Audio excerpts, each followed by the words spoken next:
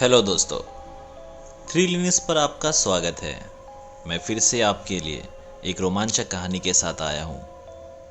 तो चलिए कहानी शुरू करते हैं सुनील के साथ।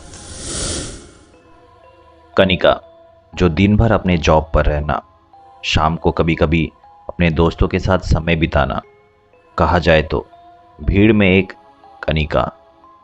कनिका के बेटे का नाम कार्तिक था। कनिका को ज़्यादातर घर और बच्चे को अकेला ही संभालना पड़ता था, क्योंकि कनिका के हस्बैंड ज़्यादातर समय शिप पर ही बिताते थे। हर रोज की तरह ही थी कनिका की जिंदगी। जॉब पर जाने से पहले अपने बेटे को कभी कभी अपने आजू बाजू वाले के पास छोड़ देती थी, और साथ ही साथ कनिका के कुछ रिश्तेदारों के पास भी छोड़कर वहीं से अपने काम पर निकल जाया करती थी। इसी तरह सालों साल बीत गए और कनिका की जिंदगी इसी तरह चलती गई। लेकिन जैसे जैसे समय गुजरता गया, धीरे धीरे उसकी जिंदगी बदलने लगी। कभी कभी खुद से ही बीमार पड़ने लगी, कभी उसके हाथों के ऊपर चोट के निशान, तो कभी पीठ पर। एक बार उसके बेटे की तबीयत खराब हुई। धीरे धीरे उसे कुछ अजीब सा होने लगा था, जैसे कनिका के साथ हो रहा था।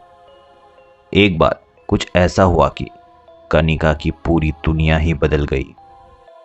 हुआ कुछ इस तरह, रात का डिनर दोनों ने साथ किया। कनिका और कार्तिक दोनों ही साथ में सोते थे। उस रात दोनों साथ में तो सोए, पर एक साथ नहीं उठे। कार्तिक न जाने कैसे, पर वो हमेशा के लिए ही सो गया।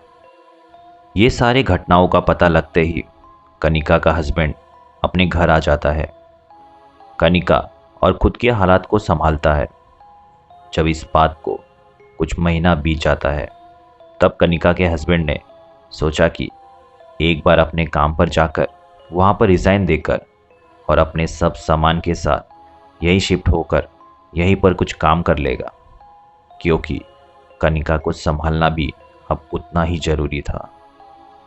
अब कनिका फिर से अकेली हो गई थी। कनिका के जॉब पर भी बुरा प्रभाव पड़ रहा था।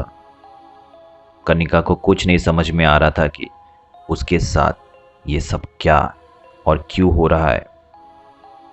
एक रात, हर रात की तरह अपना खाना खाकर कनिका घर के सारे काम खत्म करके बेड पर जाकर सो गई।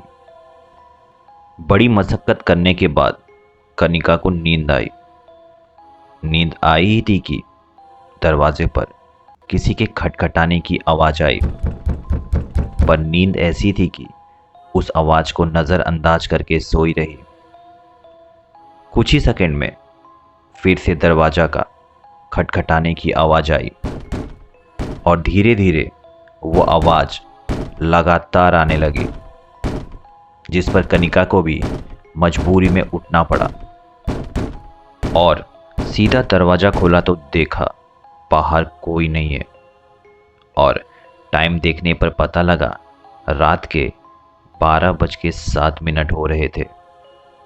पर आवाज अब भी आ रही थी। गौर से आवाज को सुनने से पता लगता है कि आवाज बाहर से नहीं, कहीं घर के अंदर से ही आ रही है। तो कनिका ने अपने घर के अंदर जाकर देखा तो पाया एक अलमारी के अंदर वो खटखटाने की आवाज आ रही थी। जैसे ही कनिका ने अलमारी खोली, अंदर से बड़े बड़े नाखूनों के पंजे जैसे कुछ चीजें सीधा कनिका के गर्दन के आर पार हो जाती है कि तभी घुटते हुए सांसों के साथ कनिका की नींद टूटती है। जब वो उठती है, तब उसे पता चलता है ये सब सिर्फ एक सपना था।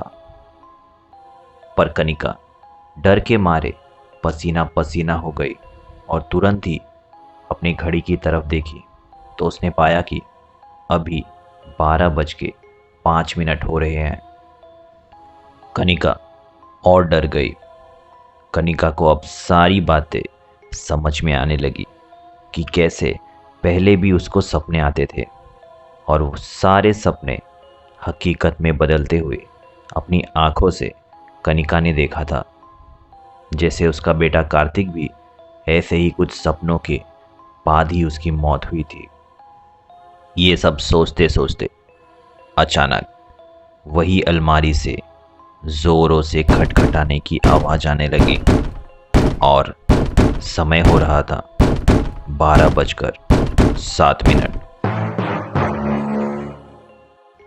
तो आज के लिए बस इतना ही। मैं सुनील आपके लिए इसी तरह की कहानियाँ लाता रहूँगा।